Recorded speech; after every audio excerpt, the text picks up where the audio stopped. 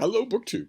David Wiley and I are doing a little impromptu read-along of J.R.R. Tolkien's The Two Towers, the second part of The Lord of the Rings. As you can see, two impressive towers in opposition to each other, tense opposition to each other.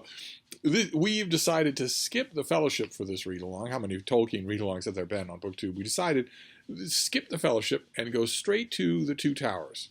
But that required a little bit of scene setting on my own part, and I've tried to continue with that because this is the story of the Fellowship of the Ring, the title of the first part of Lord of the Rings, in which 9 main characters are assembled to take the One Ring, the evil One Ring, the creation of Sauron the Dark Lord, all the way across Middle-earth to Mordor, Sauron's stronghold, in order to destroy it. The only thing that can destroy it is to throw it into the molten chasm that Sauron used to make it. No other art will do that. And the only way to be sure to be rid of its evil is to destroy it. There's no sense putting it with someone who might safeguard it or safeguarding it yourself. It is thoroughly evil, and it suborns everyone who touches it, eventually, even hobbits. So this group sets out, but they have obstacles in the way, and those obstacles start right away because Sauron isn't the only one looking for the ring. One of the leader of the Fellowship, as it sets out from an elvish stronghold, is Gandalf the Wizard, Gandalf the Grey, who's one of only a handful of wizards in Middle-earth, and the leader of his order, by extension the most powerful wizard on Middle-earth, is Saruman, who has taken up the abode in a fortress called Orthanc, in Isengard, and is building an army of genetically modified orcs on his own, perhaps forging rings of power of his own, and who very much wants to find the One Ring. Once, centuries ago, when his deceit was not known, or was not fully known, he was a member of the White Council, a group of the wisest and most powerful beings in Middle-earth, dedicated to keeping their eye open, of course, for any news of the ring, and also for keeping a watchful look on Sauron as he grows in power in Mordor. And maybe back then, Sauron might have had the idea that if he found the ring, he would turn it over, but he doesn't have that idea anymore. Not only is he intent on sorceress advantage, finding the One Ring, which would give him almost unlimited power of domination over everyone on Earth, but also military domination. He's also intent on that. He's been building an army and weapons and whatnot. He's been fortifying Isengard and making war on the kingdom of Rohan, which is his neighbor, thereby drawing Rohan's attention away from supporting the kingdom of Gondor, which is at war with Mordor. Gandalf is the leader of the Fellowship as it leaves Elrond's Rivendell. It's not Saruman who's leading this. It's Gandalf, because Saruman can no longer be trusted. Gandalf in the Fellowship of the Ring tells the story about how he went somewhat naively to seek Saruman's help at Isengard and was imprisoned there on a high tower and had to be rescued by Gwaihir the Windlord, a big eagle. The eagles in The Lord of the Rings are not only outsized, big enough to carry a man, but also sentient. And with long memories, and who knows how old they are. They're very much the same kind of eagles that we meet, for instance, in the signature stories in the Silmarillion. But Gandalf doesn't lead the Fellowship for long, because in the Mines of Moria, he falls to his death. He falls down a bottomless chasm in combat with a creature called a Balrog. And the Fellowship has to carry on without him, and is eventually fractured completely, because Frodo and Sam flee the Fellowship in order to take on this burden alone. They will bring the ring alone to Mordor. Not only will they not endanger their friends, but they don't trust all of their friends. They don't trust, for instance, Boromir, a man of the kingdom of Gondor and the heir to the ruler of Gondor. They don't trust him, and with good reason, because he tries to take the ring from Frodo and just use it. He thinks for good, but it won't work out that way. It will control him, as it controls 9 other humans. Rings of power control 9 other humans. The Nazgul were once mortal men. Boromir dies at the hands of a marauding band of orcs that kidnap 2 of the other members of the Fellowship, Merry and Pippin. two young hobbits. Don't have any particular skill. They just refuse to be left behind. So suddenly the Fellowship is broken into pieces. Gandalf is gone. Frodo and Sam are off on a quest by themselves. Merry and Pippin have been abducted, and Aragorn, Legolas, and Gimli, the three other characters in the Fellowship, decide, once they're done giving Boromir his funeral rites, that they should chase after the orcs that have abducted Merry and Pippin and try to save their friends, who are destined for horrible torture and death otherwise. And we've seen that in the chapters that we've been reading here in the Two Towers. We've seen them. There's a long chapter where they give chase. First, we have a chapter where they say goodbye to Boromir. They dress him, they clean him up, they put him in a boat, and they send him down the river. They don't have time or equipment to do anything else. Then we see them chase after the orcs fruitlessly. The orcs have an unbeatable head start. They cannot catch them. That is apparent right from the beginning, but they have to do it. And so they do. They go on a long chase of the orcs and encounter the Riders of Rohan. They encounter a band of mounted warriors. In another one of those chapters, they encounter a band of mounted warriors. There's some tense moments. The Rohan is extremely distrustful of outsiders, naturally, since they're at war. And those tense moments are smoothed over. The leader of this band of Rohirrim, a man named Éomer, comes to trust Aragorn and Legolas and Gimli. He comes to like them. He senses right away that they aren't evil and that they aren't lying to him. The men of the mark do not lie, and so they're not easily deceived. They give these characters two horses to speed on their way. They are going to ride, continuing up the trail of these orcs, even though Éomer has told them that we slaughtered that band of orcs before we met you, and nothing was in that band of orcs that wasn't an orc. So whatever you're looking for, it's not there. It's not down the trail ahead. They feel that they have to go anyway. And when they get there, they encounter mysterious tracks. It becomes apparent to them that Merry and Pippin did survive and that they went into Fanghorn Forest, a gigantic, very old forest that the orcs were afraid to go into, and that it's a source of dark folklore for men as well. But they have no choice. They want to find their friends. So they encounter tracks that lead them into Fanghorn. They encounter other tracks too that Aragorn, who's an expert track reader, doesn't really understand. But that is the bulk of that chapter is Legolas, Aragorn, and Gimli meeting someone. they meet the Rohirrim, and there is a conversation. We have a chapter of Merry and Pippin in their captivity by that orc band as they are mercilessly driven across the fields of Rohan in order to get to Isengard.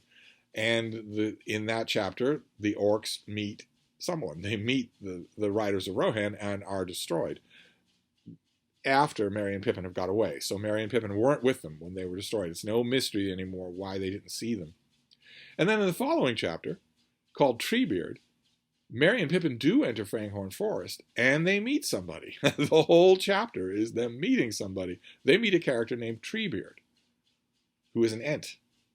It's the kind of character that we haven't heard of, we haven't seen anything like this before. They don't meet an elf, they don't meet a band of dwarfs, they meet a new kind of character.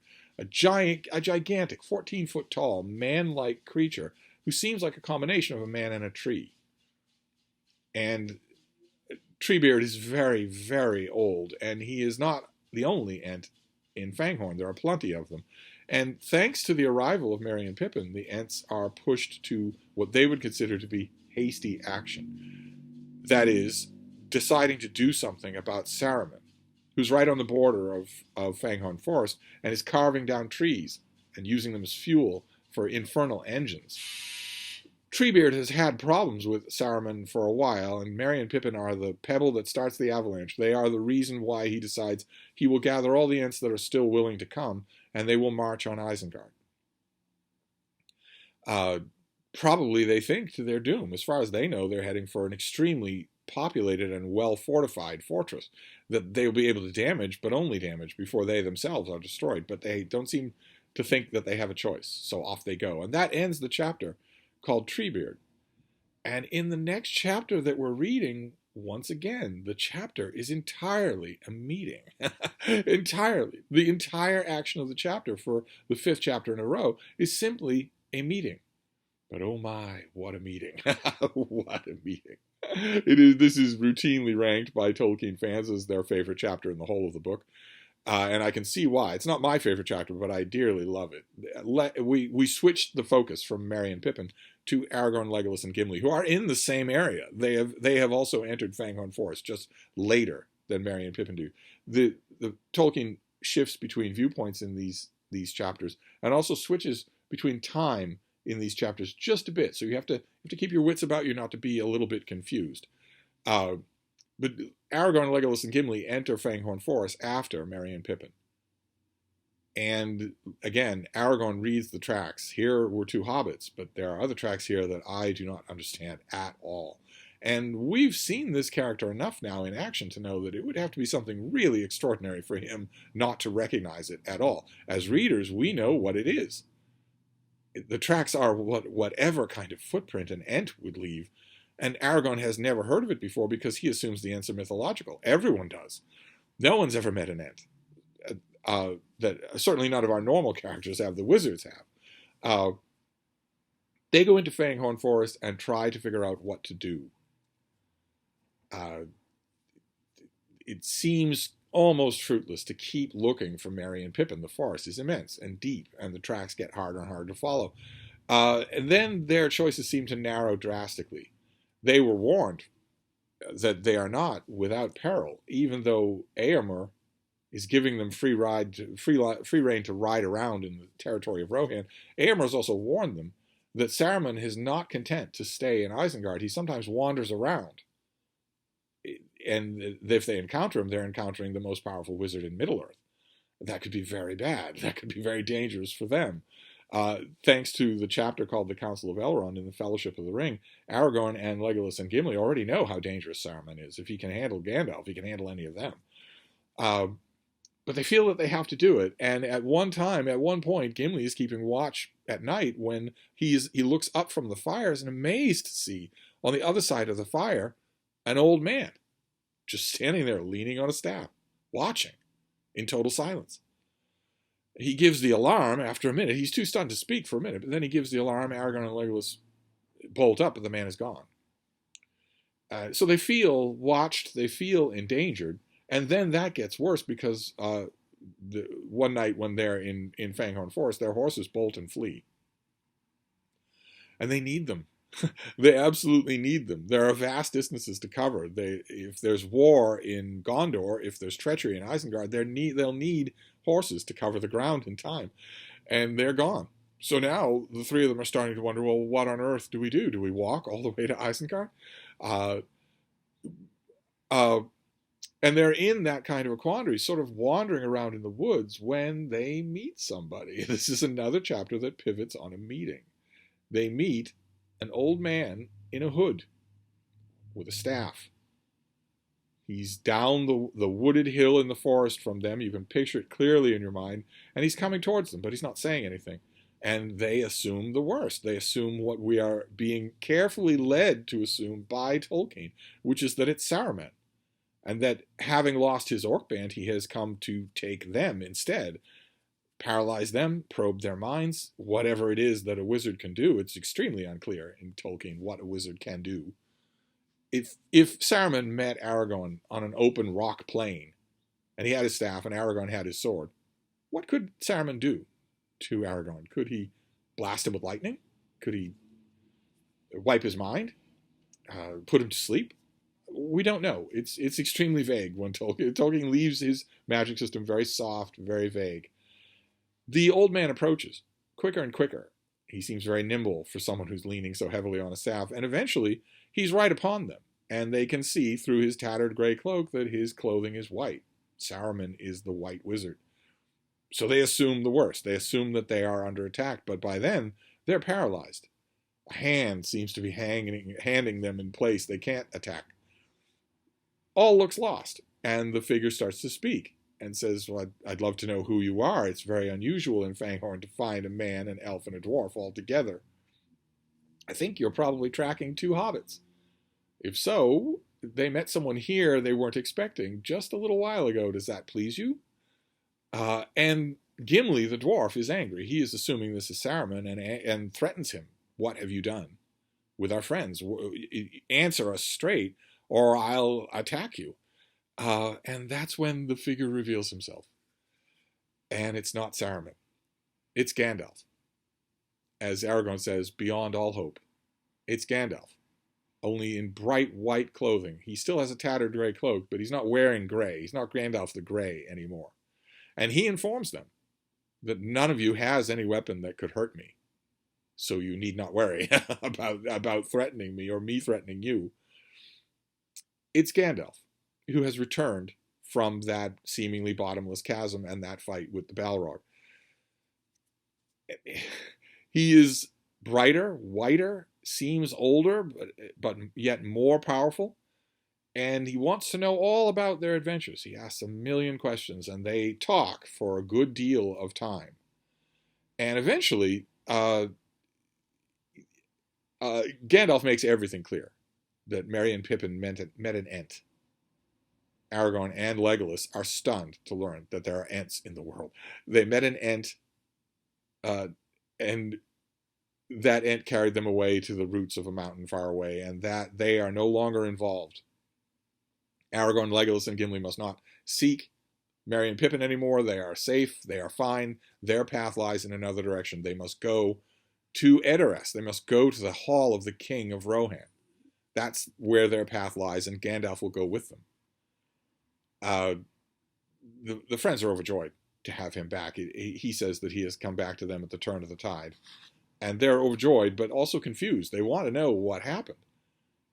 Gimli asks, won't you tell us about what happened with the Balrog? And Gandalf says, name him not. It's still a raw memory. But Gandalf does tell them what happened. That he and the Balrog fought as they were falling. And eventually struck the water far, far below the bridge of Khazad-dûm. And then plummeted all the way through the water, still fighting, to the very bedrock of the world, the bottom of that dark water that has never seen a single bit of sunlight or activity. It's in this passage when Gandalf is describing that his enemy curled all around him and Gandalf hewed at him. It's in this passage that there's no mention made of Gandalf holding his breath. It's in this passage that we get a real good indication that Gandalf is a supernatural being and always has been. This is the old Gandalf, keep in mind. This is Gandalf the Grey, who's fighting a Balrog hand to hand. And the fighting is inconclusive at first. The Balrog flees. It obviously is getting the worst of things. And it knows these dark, unbelievably subterranean corridors underneath Moria. And Gandalf doesn't know them. So as he says, my enemy was my only hope. I clung to his heel because he knows where he's going. Eventually they encounter a stair that the dwarfs carved all the way from the bottom pits of Moria in a steady spiral all the way to the top of the tallest mountain, Ziraxigal. The endless stair, all the way to the top of the tallest mountain of the Silvertine. And Gandalf follows the Balrog all the way up those stairs. The Balrog clearly wants to be outside because although it's never anatomized, it can only be a being of fire if it's exposed to air and light. It can't be that when it's buried in water or when it's been doused in water and is underground too long. Once it springs onto the snow at the top of that peak, it bursts into new flame. And Gandalf follows right after it. And they fight on that peak. And it's everything that we've seen from Gandalf already with, for instance, Weathertop, where he says that such fire and light must not have been seen there since the old signal days of the old era. And he wins. He fights a Balrog, and he wins. He destroys the Balrog and throws it down, and it destroys the stair as well. Large chunks of it's not usable anymore. So Gandalf, even if he wanted to, couldn't go down those stairs again. Instead, he collapses into the snow, there in what he refers to as the hard horn of the world, far above anything else, far above the tops of the clouds. And he enigmatically says that that was not the end, that he was sent back until his task is finished. the implication being that the gods of Middle-earth over in the West knew they sent the wizards originally, and the implication is that they were aware that he was in mortal peril and gave him a power upgrade, made him Gandalf the White in place of Saruman, and sent him back to fulfill his mission of opposing Sauron. That's the implication of what Gandalf says. It doesn't make much sense. I've mentioned before when I talk about this, I've asked sort of plaintively, in a kind of funny, in a joking way, are the powers in the West, are they in this struggle or are they not? If they can upgrade a wizard's power level, then why not do that? Why not do that to Radagast? If they're that aware of what's going on, how far are they willing to go before they think they tip the balance of interfering in Middle-earth or not? Why does Gandalf come back with more power? And that's one quibble that I've always had. Another quibble is, what is this business of being sent back? What does that mean? Gandalf doesn't go anywhere. He collapses into the snow on Xeraxigal, and he awakens in the snow on Xeraxigal. So where did he go? Is it that his spirit left his physical form and was rejuvenated and came back to his physical form? I'm thinking that's the most likely read, especially since much, much later on we see that Saruman does have a spirit like that, and Sauron does as well. They're all the same kind of being. So maybe that's the explanation. Maybe that's it, that Gandalf's essence, his soul, leaves his Balrog battered body, goes to the West, is revivified, and then goes back to his body. I'm not 100% sure of that, because it's pretty clear that it's not the same body. Because very soon he is rescued once again by Gwaihir the Windlord, the gigantic eagle. And that the eagle mentions that he's light as a feather. The eagle clearly implies that he doesn't weigh anything like what he used to the first time that Gwaihir rescues him. And that point is made in Peter Jackson's movie as well, in a subtle way. You have to pay attention or you'll miss it. It might even have been Ian McKellen's own addition to the show, where Gandalf the White, his Gandalf the White in the movie, is taking up the Hobbit's weed, the pipe, again, and he can't do it. He's choking on it, implying that he has a different body, that he is a fresh pair of lungs.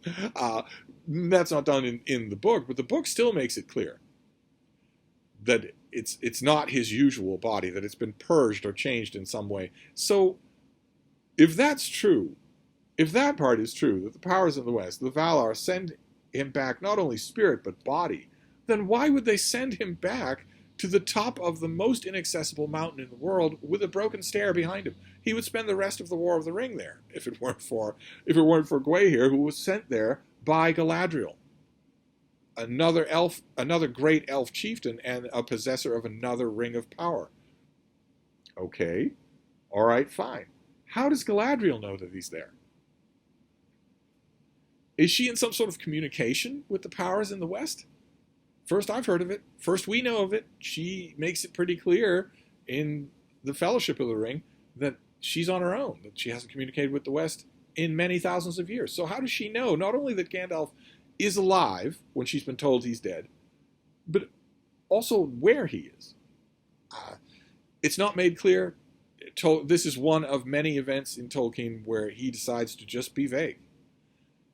He pulls a curtain over it all by having Gandalf say, I don't want to talk about it anymore. And that's the end of it. That's all we know. It's a central mystery of Lord of the Rings. I wish there were more detail to it. But maybe that's clearly a wish that Gandalf did not want to fulfill. And he's the author. So, you buy your ticket, you get your show. His book is brilliant enough so that if he makes an idiosyncratic decision here or there that I don't agree with, I have no choice but to put up with it. Certainly the scene is amazing. The chapter is called The White Rider, and it's amazing. It is an amazing moment when Gandalf returns. And he has no intention of walking to Rohan. He has no intention of walking to Edoras. So he summons their horses. It turns out that the two horses that Aragorn, Legolas, and Gimli had were drawn off in the night, not by Saruman, or by fear, or by orcs, but by another horse, Shadowfax, who immediately, once our heroes see Shadowfax, they see, Legolas knows right away, this is not an ordinary horse. This is a grander, more magnificent being than any horse that he's ever seen. And Legolas has been around for a long, long time. No one has ever seen a horse like this. As I mentioned in an earlier video, Shadowfax is some sort of what we would now call a genetic throwback to an earlier race of the Meras, the lords of the horses. More intelligent, more powerful, fearless, tireless. And somehow this horse was foaled in the corrals of King Theoden, among all the normal horses of the Rohirrim, and is loyal to Gandalf. Gandalf calls him. In fact, Gandalf says he was many leagues away, but I bent my thought upon him. In other words, I summoned him telepathically. Again, we don't know the extent of Gandalf's power in that regard. We don't know anything about it at all. You're tempted when you read that to think that maybe he mentally contacted Galadriel to let her know where he was, that he was on the top of that mountain. Could be. It's not made clear. If that's true, then that would explain it. But he summons Shadowfax and their horses, and they mount and they ride. They are riding to war. They are riding to King Theoden. And that's the end of the chapter of the White Rider, which it's fantastic. It's absolutely wonderful, but it fits the pattern that we've seen so far, where every chapter is just someone meeting someone else, where there's not much. It is beautifully done, but it is basically set up. And if I remember correctly, that is where David Wiley and I drew the line for the first batch of chapters that we're doing. I think he was probably originally thinking that I would just do one video. I think he's going to do just one video. And maybe I should have. Maybe that was misbehaving on my part. I don't know if I will continue to talk about every single chapter in the Two Towers one video at a time. Certainly, I love this book so much that I would be happy to do that. We will see. But that brings us to the end. Though any of you who are reading the Two Towers with us, whether you're a practiced old Tolkien hand, I don't know that we have anybody brave enough to start The Lord of the Rings for the first time at the Two Towers. I don't know that we do. But some of you have read it only once or only a couple of times, and I'm urging you, if it seems weird to you, I'm urging you, start with the Two Towers. It really does shake loose a lot of the momentum of reading this book. It makes it feel new. Newer, anyway. If you're doing that, I'd love to hear from you as to what you're thinking. But I'm going to wrap this up for now. That was the next chapter of the Two Towers. Thank you, BookTube.